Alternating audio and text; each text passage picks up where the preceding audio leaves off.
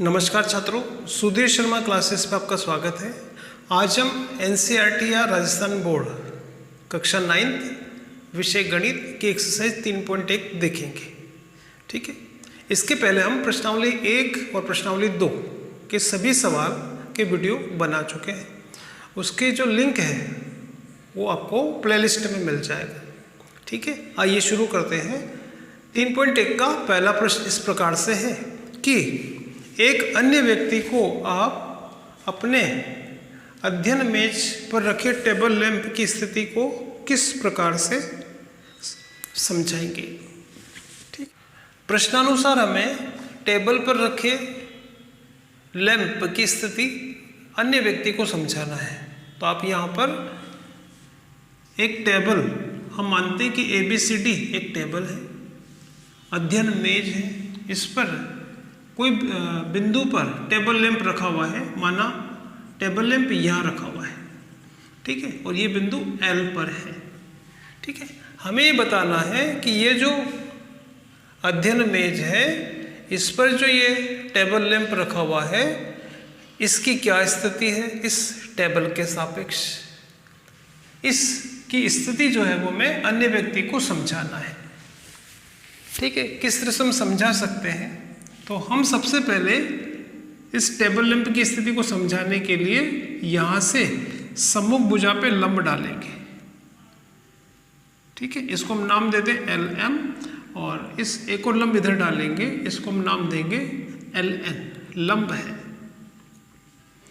ठीक है, तो ये जो टेबल है इस पर जो लैंप रखा हुआ है इसकी स्थिति क्या होगी ये मैं समझाना है। तो हमने लंब डाले, LM लंब है AB पर और LN लंब है AD पर। अगर माना ये दूरी है X और माना ये दूरी है Y, तो हम उस व्यक्ति को टेबल लैंप की स्थिति ये बताएंगे कि टेबल लैंप टेबल की ऊर्ध्वाधर साइड यानी DA से तो X मीटर दूर है और क्षैतिज साइड से Y मीटर दूर है। ठीक है, ठीक है बच्चों। तो प्रश्न इस प्रकार से था कि जो अध्ययन मेज है उस पर कहीं लैंप रखा हुआ है, उस लैंप की स्थिति आपको किसी अन्य व्यक्ति को बताना है। तो उसकी स्थिति हम बताएंगे कि जो लैंप है ये इसकी ऊर्ध्वाधर साइड से X मीटर दूर है माना, और क्षैतिज साइड से Y मीटर दूर है। ठीक है, तो इस साइड को हम बोलेंगे ऊर्ध्वाधर साइड यानी AD, और इस साइड को हम बोलेंगे क्षैतिज साइड AB। तो हम कहेंगे कि लैंप एक साइड से तो X मीटर दूर है, दूसरी साइड से Y मीटर दूर है।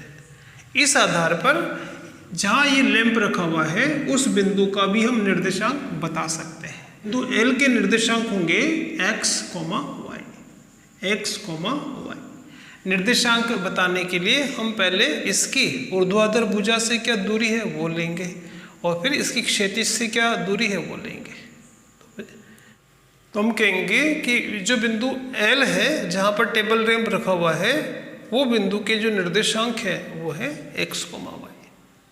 ठीक है, x और y का मान कुछ भी हो सकता है, 2 मीटर, 1 मीटर। तो हमने ये माना कि यहाँ से दूरी है x मीटर और ये दूरी है y मीटर। अब बच्चों दूसरा प्रश्न देखेंगे। ये काफ़ी बड़ा क्वेश्चन है तो इसमें से भी अपन पहला पार्ट इसका लेते हैं। प्रश्न है दूसरा एक्सरसाइज 3.1 का। इस प्रकार से है कि एक नगर में 2 मुख्य सड़कें हैं जो नगर के केंद्र पर मिलती हैं। ये सड़कें उत्तर दक्षिण तथा पूर्व पश्चिम दिशा में है। नगर की अन्य सड़कें इन मुख्य सड़कों के समांतर है और 200-200 मीटर की दूरी पर है। प्रत्येक दिशा में 5 सड़कें हैं और आपको 1 सेंटीमीटर बराबर 200 मीटर लेकर के इस अपनी नोटबुक में इस नगर का मॉडल बनाना है। तो प्रश्नानुसार हम यहाँ पर वो कह रहे हैं कि 2 मुख्य सड़कें हैं। तो अपन एक सड़क ये है, एक सड़क ये है, बनाई हमने। एक सड़क तो जाती है किधर, उत्तर दक्षिण दिशा में। हम यहाँ देख रहे हैं कि उत्तर दक्षिण दिशा ऐसे होती है। तो उत्तर दक्षिण दिशा में जाने वाली सड़क तो ये है, और दूसरी है पूर्व पश्चिम दिशा में जाने वाली। पूर्व पश्चिम दिशा में जाने वाली ये सड़क है। तो हमने यहाँ पे दो मुख्य सड़कें बनाई जो यहाँ मिलती है नगर के केंद्र पर। ये सड़कें उत्तर दक्षिण और पूर्व पश्चिम दिशा में है। नगर की अन्य सड़कें, अन्य जो सड़कें होगी वो इन्हीं सड़कों के समांतर है। ठीक है, कुछ इस तरह से इसके समांतर है, कुछ इस तरह से है, और इन सड़कों से वो 200-200 मीटर की दूरी पर है। ठीक है, और हर दिशा में 5-5 सड़कें हैं। ठीक है, तो इसका जो मॉडल है वो इस तरह से बनेगा।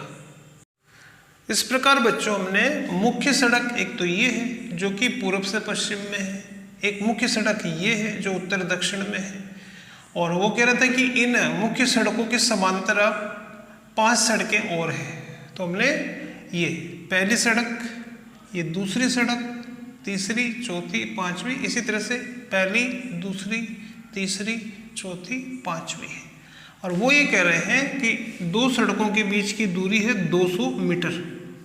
ठीक है, तो इसको नोटबुक में बनाने के लिए हमने यहाँ से यहाँ तक 1 सेंटीमीटर 1-1 सेंटीमीटर पे लिया, क्योंकि वो दे रखा है कि 1 सेमी बराबर 200 मीटर। प्रश्न का अगला हिस्सा इस तरह से है कि जो हमने मॉडल बनाया, अब आगे प्रश्न ये कह रहा है कि आपके मॉडल में एक दूसरे को काटते हुए अनेक क्रॉस स्ट्रीट यानी चौराहे हो सकते हैं। ठीक है, यहाँ से यहाँ तक हो सकते हैं। तो हम देख रहे हैं कि ये एक सड़क ये है, एक सड़क ये है, एक सड़क ये है।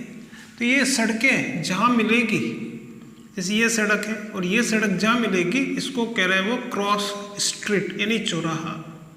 तो ये ऐसे कई सारे चौराहे हो सकते हैं क्योंकि कई जगह ये सड़कें काट रही हैं। तो वो कह रहे हैं कि आपके मॉडल में एक दूसरे को काटते हुए अनेक क्रॉस स्ट्रीट यानी चौराहे हो सकते हैं। आगे एक विशेष स्ट्रीट 2 सड़कों से बनी है।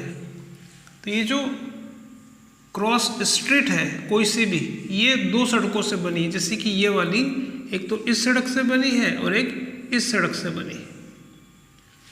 तो वो कह रहा है कि एक विशेष स्ट्रीट 2 सड़कों से बनी है, जिनमें से एक सड़क तो आ रही है उत्तर दक्षिण दिशा में और एक सड़क आ रही है पूर्व पश्चिम दिशा में। आगे प्रत्येक क्रॉस स्ट्रीट का निर्देशन इस प्रकार से किया जाता है, यदि दूसरी सड़क उत्तर दिशा में जाती है। अच्छा, उत्तर दिशा में जाने वाली ये तो मुख्य सड़कें हैं। उत्तर दिशा में जाने वाली पहली सड़क इसको कहेंगे। तो उत्तर दिशा में जाने वाली पहली सड़क, उत्तर दिशा में जाने वाली दूसरी सड़क, तीसरी सड़क, ये है चौथी सड़क और ये है 5वीं सड़क। पूर्व पश्चिम दिशा में जाने वाली पहली सड़क ये है, ये दूसरी सड़क है, ये तीसरी है, ये चौथी है, ये 5वीं है। क्या कह रहा है प्रश्न आगे देखिए। यदि दूसरी सड़क उत्तर दिशा में जाती है, दूसरी सड़क मतलब ये है, दूसरी सड़क उत्तर दिशा में जाती है, ठीक है ये, और 5वीं सड़क पूर्व पश्चिम में जाती है, पूर्व पश्चिम में जाती हुई 5वीं सड़क ये है, ठीक है।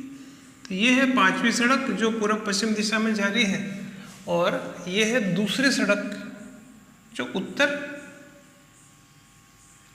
दिशा में जाती है।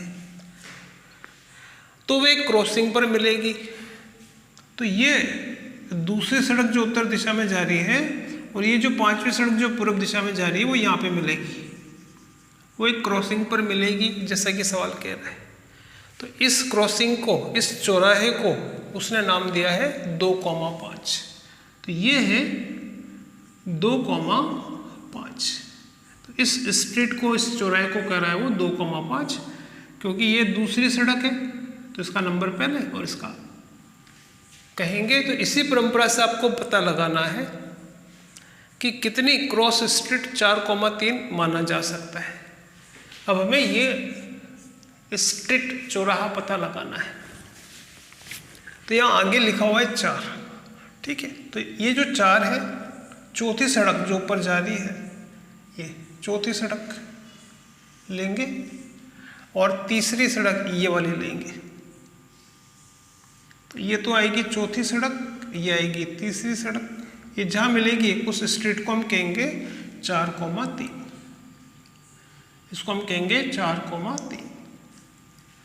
तो ऐसे कितने स्ट्रीट हो सकते हैं? तो ऐसा एक स्ट्रीट हो सकता है। तो हम कहेंगे कि ऐसे स्ट्रीट एक ही हो सकता है जो कि यहाँ पर है। चौथी सड़क और तीसरी सड़क जहाँ मिल रही है उसको 4,3। ठीक है। और पूछ रहा है कि कितनी क्रॉस स्ट्रीट को 3,4 मान सकते हैं। 3 का मतलब ये तीसरी सड़क जो उत्तर में जा रही है, और 4 मतलब ये चौथी सड़क जो इधर जा रही है। तो इसकी तीसरी सड़क और इसकी चौथी सड़क जहाँ मिलेगी वो स्ट्रीट कहलाएगा 3,4। ठीक है बच्चों। तो यहाँ 3,4 है, यहाँ 4,3 है, यहाँ 2,5 है। तो ऐसे 3,4 स्ट्रीट कितने हो सकते हैं? तो ये भी एक ही हो सकता है जो कि यहाँ पर है। तो इस तरह से आपको मॉडल अपनी नोटबुक में बनाना चाहिए। तो इस तरह से था ये प्रश्न। ठीक है बच्चों, धन्यवाद।